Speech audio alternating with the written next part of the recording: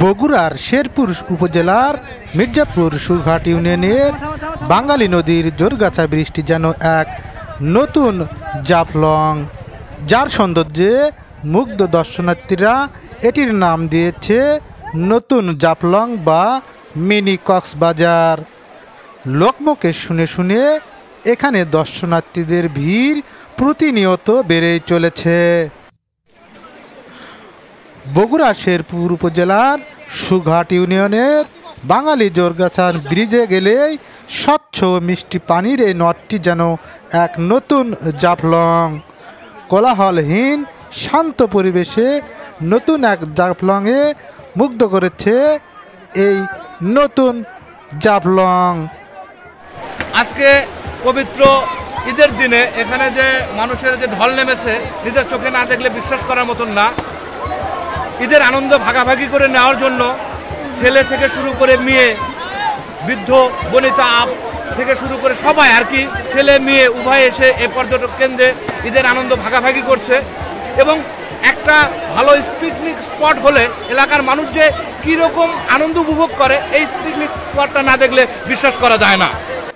বগুড়া শেরপুর উপজেলার মির্জাপুর থেকে 4 কিলোমিটার পূর্ব দিকে গেলেই মিলবে এমন সৌন্দর্য বাঙালি নদীতে। জনগণ এখানে কন্টিনিউ আসে এবং আনন্দ বিনোদন উপভোগ করে, ভালোভাবে উপস্থাপন করবেন যেন ভবিষ্যতে এটা মিনি জাফলং হিসেবে এটা পরিচিতি পায়, এলাকার উন্নয়ন হয়। এটা বলে আমি আমার কথা শেষ করছি। এ পর্যায়ে আমি কথা বলার জন্য অনুরোধ করছি সুঘাট ইউনিয়ন বিএনপির সম্মানিত সিনিয়র সহসভাপতি এবং শেরপুর উপজেলা বিএনপির সহ মুক্তিযোদ্ধা বিষয়ক সম্পাদক শ্রদ্ধেয় বড় ভাই শেখ ফরিদকে। ধন্যবাদ হাসান খোকনকে। প্রথমে ধন্যবাদ জানাই আমাদের প্রিন্ট ইলেকট্রিক মিডিয়াকে এবং সাংবাদিক ভাইদেরকে। আপনারা জানেন এই জায়গাটি আমার জন্ম, এটা বগুড়া জেলার শেরপুর থানা 8 নং সুঘাট ইউনিয়ন, অর্থাৎ আমাদের শেরপুরের মির্জাপুর থেকে 5 কিলো দক্ষিণ দিকে আসতে হবে। সেই ব্রিজের নিচে আমাদের এখানে বাংলাদেশ সেনাবাহিনী ব্রিজের যে কাজগুলো করছে, সেই কাজ করার ক্ষেত্রে এখানে কিছু বালু ভরাট করা হয়। তারই ফলশ্রুতিতে একটা সাইড দিয়ে পানি আসার কারণে এটাকে মিনি জাফলং হিসাবে একটা পরিচিতি লাভ করেছে।